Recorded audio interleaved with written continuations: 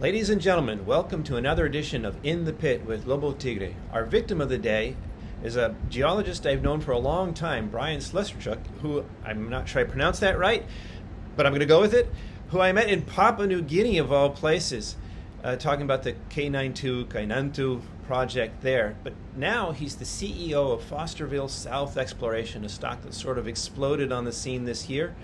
So, Bryan, welcome to the show, and why don't you tell us what you're doing, what you're working on, and then I've got some questions. Lobo, great to talk to you again. And just to clarify, I'm not a geologist, although I have over the past 20 years surrounded myself with a lot of great geologists and engineers and have been very focused on the gold and precious metals space specifically, but of course have also done some things in base metals. It's great to talk to you again. The Kanantu project, it seems like a million years ago that we started that out, but it has been a relatively short period of time. We've made great progress there, and shareholders now that we're early to the situation are being rewarded. The market cap of K92 touched just north of 1.3 billion dollars, Canadian dollars, yesterday, and the trajectory has been very good on the ground in terms of expansion and also in the market. I've been very focused over the past year on the launch of a company called Fosterville South Exploration. As the name might indicate, we're in the Fosterville area. In fact, we have 600 square kilometers immediately south of and contiguous with Kirkland Lakes, Fosterville tenements. Early on, we were very fortunate, as per our presentation, to attract some great shareholders like Eric Sprott, like Ross Beatty. Obviously, Kirkland Lake has been a big success story in Canada, in Australia. Canadians know a whole lot about the Fosterville area because of Kirkland Lake's success. And we were fortunate, Lobo, through a variety of circumstances over several years to get to know a geologist by the name of Rex Motton. And Rex is very much a local guy. His home is 25 minutes away from Kirkland Lake's Fosterville tenements. And Rex started this land assembly years before the current modern day gold rush that's occurring in Victoria right now. These applications started 4 to 5 years ago, and today the land package is just north of 3,700 square kilometers. We have what we believe is the premier exploration land package in this area. We've just started to drill.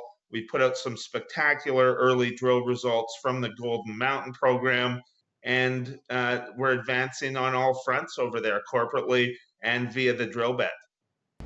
Well, that's an excellent overview, and I got to give you kudos for correcting me there and making sure you get the record straight. It's funny, I had the distinct impression that you were a geologist. We were out there kicking rocks. Of course, people make that mistake about me all the time, but good on you for clarifying that. So, actually, before we get into the nitty gritty, I have one question that's been on my mind since I first became aware of this story. Fosterville South, I get it. You know, can't have a better name to go with than Fosterville right now in the gold space, and you have a project right south of it. But you started drilling the Golden Mountain project first, which is to the east of it, and not the one Lauriston, which is to the south of Fosterville. But you named yourself that, so is Golden Mountain really your flagship, or was it just easier to permit, or why did you not start drilling south of Fosterville first? So we went public on the back of three properties: the Lauriston project, the Golden Mountain project, and the Providence project. There was a lot of data from these three properties. There was historic high grade gold mining at all three properties, much of it in the late 1800s up until about 1910, and then a little bit of mining during the Depression era. But despite the fact there's been historic high grade hard rock gold production here, there's been very limited modern exploration. At Golden Mountain, there was a little bit of near surface exploration done in the early 1990s. Rex Motton actually applied for Golden Mountain in 2016, again, going back to that hometown guy advantage, tying this up before the gold rush that's happening today. Because of the fact there was a bit of work near surface at Golden Mountain historically, we had a bit more modern information about Golden Mountain. So we were quite ready to target a drill program there.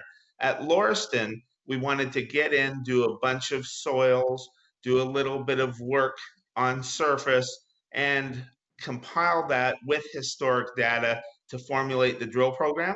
So we're moving towards drilling Lauriston now in quite short order, but Golden Mountain was just a little bit more advanced as far as vectoring in on those initial drill targets. Okay, that makes sense. Now that you mention it, going in that direction now, here we are beginning August. It's the opposite season down under. Is it colder? Do you get snowed out ever, or is it a place that you can drill year round? We can drill year round there. Over the last couple of days, it's fluctuated between 15 to 20 degrees Celsius. It gets down to right around freezing at night. It has been a little bit rainy near the start of the program. As of late, we've had sunny skies and great weather. So we can very much operate year round. It's not a harsh climate like we have encountered in other parts of the world over the past couple of decades. But right now it is the winter season. But as a Canadian, I would take a 15 to 20 degree Celsius winter at any point. Understood. All right, fair enough. So listen, one more before we get into any nitty gritty about it, and I do have questions about the geology and what you're doing, but I got to ask about the price action. This stock went vertical before you announced any drill results. So, looking at that, and as a contrarian, I don't want to buy now. I wanted to buy 6 months ago, and now I look at it and I say, well, has the success you're having been priced in? And can you address that for me? If I was at your booth at a show somewhere and you're trying to convince me to buy your stock, why should I pay for it now that it's gone up so much? Well, it's a good question, Lobo. And here's how I address that. In addition to having some incredible geologists, incredible engineers on our team, we also have a lot of capital markets experience. And when we structured this vehicle, which was purpose built to take this impressive land package that Rex Motton put together public, we structured it quite tightly. And if we had triple the amount of shares out that we have today, the stock would probably be trading at a cheaper share price, but we would have the same type of market cap. The reason that we have a share price in the $4 to $5 range Canadian is because of the fact we have relatively few shares out versus a lot of the peer group.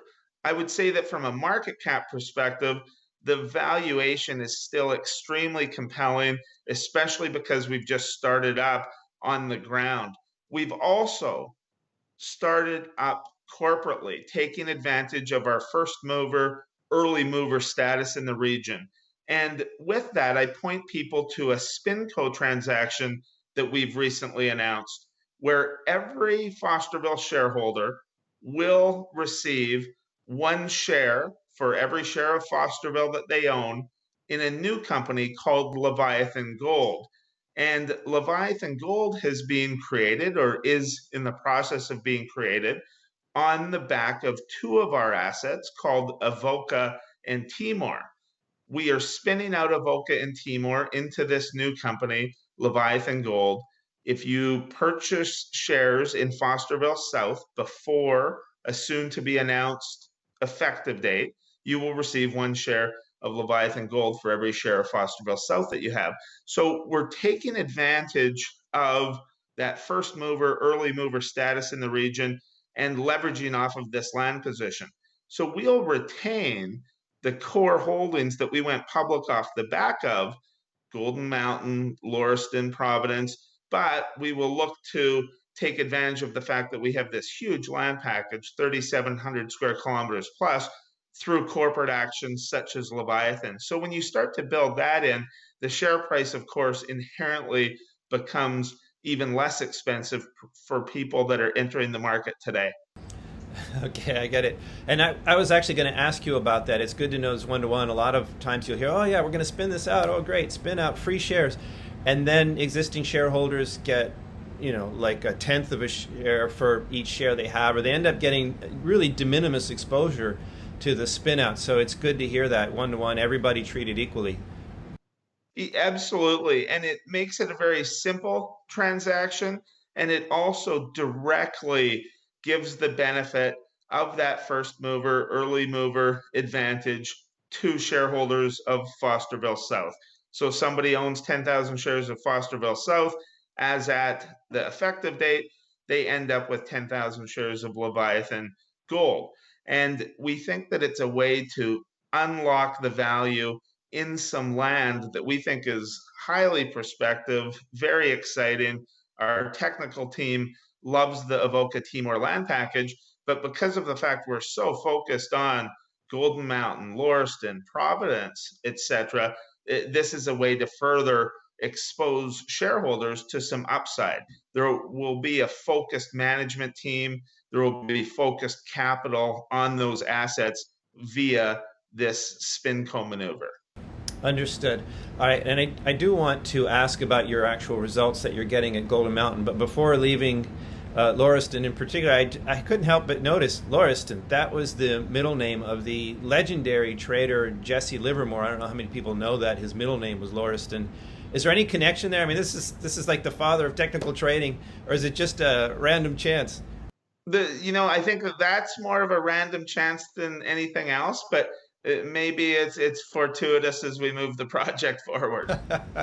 Very interesting. And again, real quick, you are moving towards drilling. Do you have an ETA, or does it depend on geophysics or what you find first?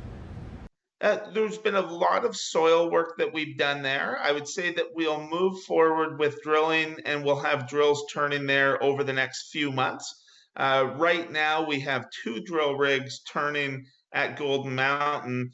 We anticipate quite regular news flow there over the next several months. We are actually in the midst of accelerating that program, looking at potentially adding a second rig, increasing the shifts on the 2 rigs that are there now. And uh, concurrent with that, we've been advancing Lauriston with soil geochemistry work, etc. And I would say within 2 to 3 months, we ought to be drilling at Lauriston. Okay, so sorry, you have 2 rigs there now. So would you be adding a third rig at Golden Mountain, maybe? Potentially, yes. Okay. Based on these initial results, wide cuts, high grade gold, we want to accelerate the program. What's interesting also, Lobo, is that these first few holes that we drilled into what we viewed as the main target area, we ended up with multiple holes, wide intervals of high grade gold. But prior to that, we had a small percussion rig at surface. And that small percussion rig, the program there was designed to basically chase and further define structure. And our view was that that near surface drilling would help define and vector in on the targets of the main program. We ended up actually encountering high grade gold near surface in that percussion drilling, that scout drilling that was designed to chase down and better define structure to aid with the deeper program. So we're extremely excited about that. That changed the perception of things for a few people. When people look at this general Victorian proposition, people remember that Kirkland Lake had huge success when they started to drill at deeper depths than previous operators had conducted. We definitely have big size potential at Golden Mountain at depth. It's wide open at depth at this point. However, we're also encountering high grades near surface, and that changes the complexion of thinking a little bit. And when we talk about our main zone, the deeper zone, if people take a look at the assays from a week back, those high grade intercepts started quite shallow relative to other projects in the area, starting at, for example, 91 meters from surface. Well, that is very interesting, and I got to say, I would caution the audience out there against assuming that everything on Australia is going to get better grade at depth. That's just not true. It's not even true across the mines in Victoria. The way that Fosterville is obviously it's a pretty unique situation there, and let's not get too distracted on that, but just don't assume that that's going to work out with all the mines in the area. Okay, so help me if you can, and I understand that there may be limits on what you can tell me. I don't want to. I'm not asking for anything that's not public, but I've looked at those drill results and I've looked at the past schematics. Particularly, there's a section view that shows the old workings at Golden Mountain and some past drilling that shows some pretty significant high-grade mineralization there. And the new maps and sections that your company's put out don't connect these dots in my mind at all. I can't tell how near this new hole is to the old one. I can't tell if you drilled right where the old one was and just twin the results, or if you've added new mineralization. So what can you say that's public that can help us understand the significance of these results? Sure, absolutely. So the holes that we just put out, there have not been holes like that in terms of grade. And we believe one of the reasons that in 1991, 1992, the previous operators who were looking for shallow, open pitable type targets, one of the reasons that we believe they didn't have these types of assays is that the core recoveries were very poor. We've had quite excellent core recoveries, so we're getting a more accurate picture. Right now, there are still a lot of dots to be connected here. We have some of the historic drilling near surface, and we see what that previous operator had done. We now have these high grade holes near surface that we have drilled. We also have, of course, these three holes that we've just released assays for in the 90 meter to 150 meter from surface area or realm on the project. What we see when we had the really wide cut of high grade mineralization, that's where the north south fault or structure seems to intersect with the east west running structure. We're wide open to the east and the west along strike. We're wide open at depth. As far as connecting the dots, there is still some more work to be done, of course. We're only a few holes into the program at Golden Mountain, but with two drill rigs there and potentially increasing to a third, I think we'll start to be able to connect those dots quite quickly. Golden Mountain was, like a lot of these projects in the area, really sporadically explored during the 1900s. At Golden Mountain, like I mentioned, there was a little bit of near surface drilling in 91, 92. But what we're starting to see is that to the north south, we're starting to look around a 270 meter strike east west wide open. We just don't know how big that's going to be. There's nothing to indicate yet that anything's getting smaller along that east west line. So more drilling will be needed to connect the dots, Lobo, but these first results, especially since they were only a few holes drilled, are very exciting. These weren't twinned holes, but they were through what we interpreted would be the main target. And that main target, did act like Rex and the technical team thought it would act, where it looks to be enhanced at the intersection of the north north south and east west faults. All right, so I do remember that plan view with that fault, and X kind of does mark the spot often in geology. It's pretty funny. Yeah. So if you drill near there, then yes. So I guess in a non-technical way, this could be seen as sort of infill drilling and confirmation, not twins, but within the known footprint, not yet step out. But it's open, so that's coming, right? Yeah, the widest hole was definitely through the gut of what we thought would be, or was interpreted to be, the high grade zone, and it definitely performed like Rex and the guys thought. We're starting to get a program going that will be further and further step outs. We have enhanced the known strike length. We've enhanced to the north what was previously known as an example.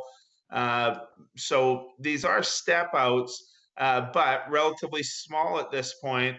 But this thing's wide open, and we should have some more results out over the next couple of weeks that I think will indicate this is getting larger and larger. Enhance the strike. I'm sure the lawyers would be very pleased with you. Sure. Very good. Right. Okay, so, and did we learn anything from the actual mineralization itself? Is this the kind of thing where, I mean, I'm guessing not. There's no boiling zone here, and we're not getting closer to a certain pay area. But is there anything like that, or is there a reason to believe that there will be, say, more base metals in a certain direction and help you vector, or is it just all gold goes forever to the center of the earth, and you go from there? Yeah, it's the gold is what drives all the value here in this drilling. We don't anticipate base metals of significance at Golden Mountain. The one thing that's interesting about this drilling, as we reported in the last drill results news release, is that you do see visible gold in some of the core. We put some great pictures up of VG in one of the holes. And that's the type of thing the guys are obviously looking for in the field. Okay, well, sure. Gold is a great indicator for gold. I get it. Right. Yes. um, if I can go a little bit sideways here for a moment, I've been in the area. I think I've driven right by. I would have because I drove up from Melbourne to Fosterville, kangaroos and all. And so I would have driven right by your Lauriston project, but not Golden Mountain. And I do remember doing my typical man on the street interviews with locals, as I always do on site visits, that not everybody was crazy about mining. You know, Fosterville was already there, you know, kind of grandfathered in, and people understood the potential economic boom, but they weren't necessarily keen to see new mining. So I'm wondering, you know, Golden Mountain's off on the side, hadn't really been touched for a long time. What's it like out there? Do people, you know, want jobs more than they care about potential environmental impact, or what's the political context like for you, if you don't mind? Sure. No, it's a great question, Lobo. And when you look at my career over the last 20 years, I've worked all over the world. We've worked in South America in different jurisdictions there. We've worked in Africa. We've notably worked in Papua New Guinea with K9 2 recently. And now we're And working you in didn't end up in a Australia. pot. Pardon me? You didn't end up in a pot. That's right. Papua New Guinea, the jurisdiction, it's been a good place to work in terms of support from government, etc. In Australia, I think that the number one thing to recognize is this is a historically prolific gold region. Number two, like everywhere in the world, they're suffering from the impact of the shutdowns related to COVID throughout the country and the slowdown in economic activity.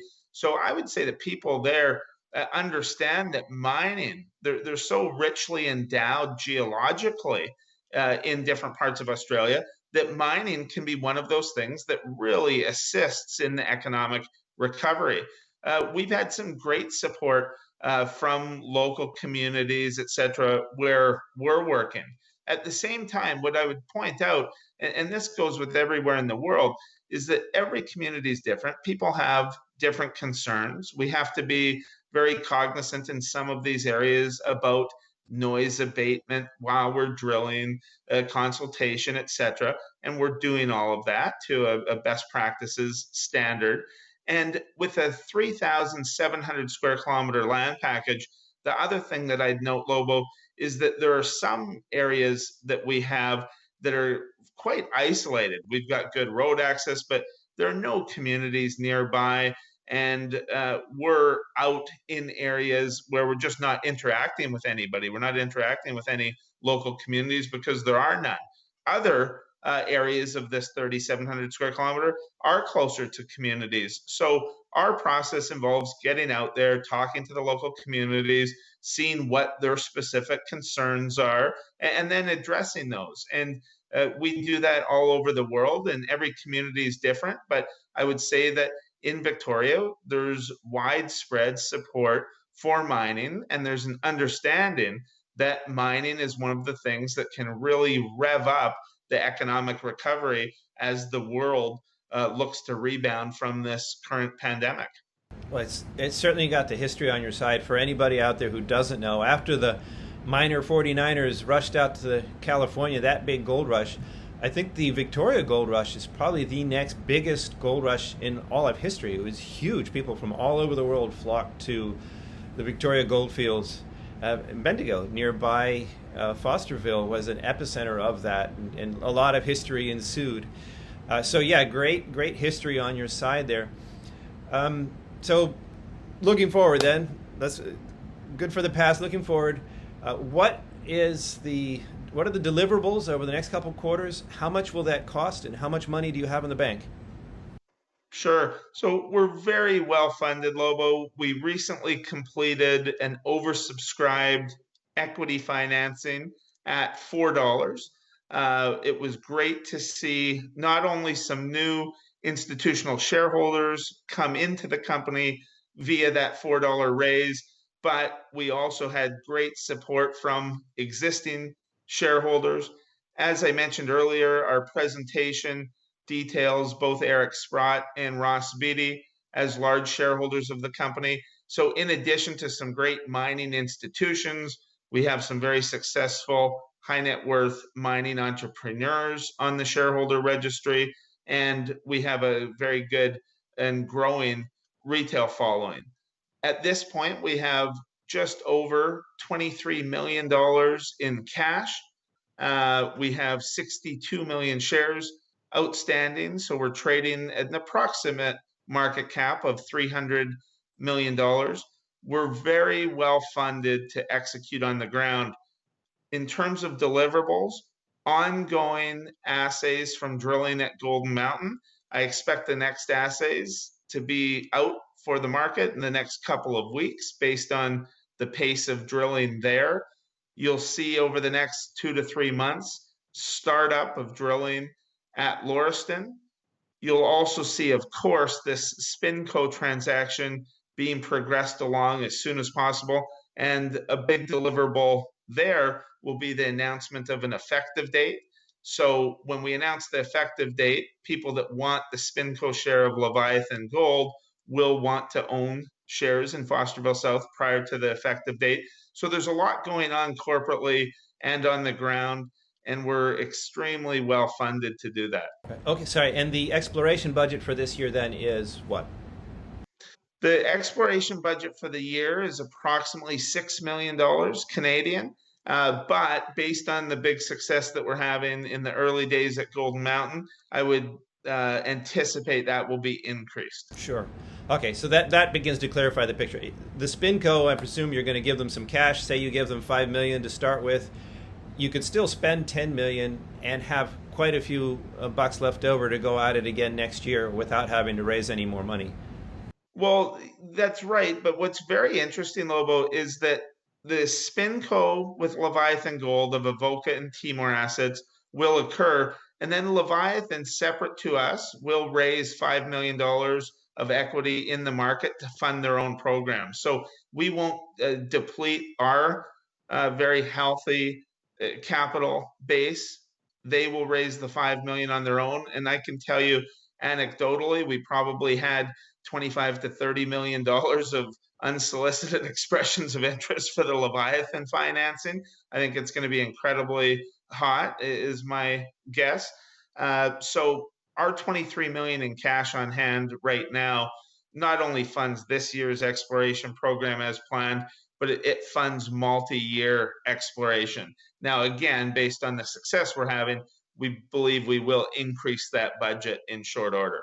Okay. And so when Leviathan does finance, I'm just, again, putting my viewer's hat on, will there be room at the table for retail, or would you anticipate, since you have so many orders in advance, obviously from institutions and large investors, do you need retail? Well, I think that you always need retail. And with Fosterville South, for example, we have some of Canada's best institutional investors in mining there. We have some of Canada's best entrepreneurs that like the land package and decided to invest. But we do retail facing work, and retail is great to have in the mix on these situations because they provide, along with the institutions, liquidity. And I always think liquidity is important in these situations. If a stock goes up $2, but it only trades 100 shares a day, it doesn't matter that much. There should be, in my view, liquidity at every penny, on the way up, on the way down, on the way up. And that's important. And retail is an important component to that. So there will be some brokerage firms in Canada with allocation for their retail clients. And for the Leviathan Gold, I would say that retail clients will have some access to it, although it will be quite heavily subscribed by institutional investors. Okay, understood and agreed, actually. So all this talk about money, I have to close on the question I always ask everybody, and that is, how much of your own skin have you got in this game? If you want me, Mr. Investor, to put my hard-earned money into your stock, how much of your own cash did you put into it yourself? Well, the amount of skin that I have in the game here seems to grow every couple of weeks. I've been a buyer recently, as per my insider filings, at $4. I was a buyer at 4.85. I was a buyer in the $5 range. So I continue to be a buyer in the market when I see any weakness on a given day. I was also buying right out of the gate in the $1.25 to $1.75 region. So I continue to average up, and I believe that we're trading at a very compelling valuation here. And I want to own more shares prior to the Leviathan SpinCo effective date being announced. Over the course of the past few years, the initial founders received shares for a lot of the work that we had done in acquiring the assets. And I point to Rex Mott and Lobo. I mean, this is a guy that started to acquire this land package and assemble it 4 to 5 years ago after spending a couple of decades in the area. So when Rex came along with this land package and we financed it privately and advanced it, we ended up with some shares with 3-year escrow that came at a very nominal cost. So very little cost to us other than all of the time and effort over a multi-year period that it took to put together this ground. But I am increasing the amount of actual capital invested by being in an open market buying situation when time presents itself, when I'm not blacked out with drill results coming, etc. Understood. Well, sweat equity does count. That does carry some water with me. But even better, if you're buying in the open market and have bought at higher prices than today, then that, I think, is a quite sufficient answer. That's all I need to know as an investor. Okay, well, thank you very much. It's been very interesting. Make sure that you keep us all posted, and good luck with the Truth Machine. Great. Thanks a lot. And thanks for taking the time again, Lobo.